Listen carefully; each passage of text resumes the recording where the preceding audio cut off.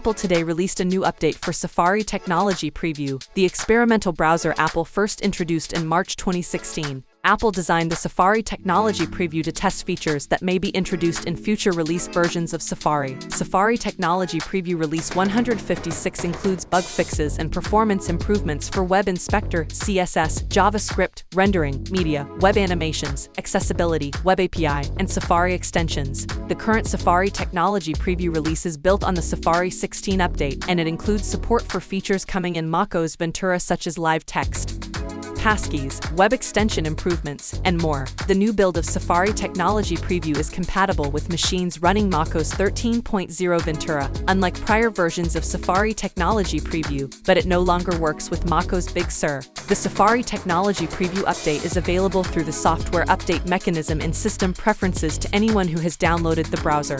Full release notes for the update are available on the Safari Technology Preview website. Apple's aim with Safari Technology Preview is to gather feedback from developers and users on its browser development process. The Safari Technology Preview can run side by side with the existing Safari browser, and while designed for developers, it does not require a developer account to download. Thanks for watching my video. Please like, share, and subscribe my channel.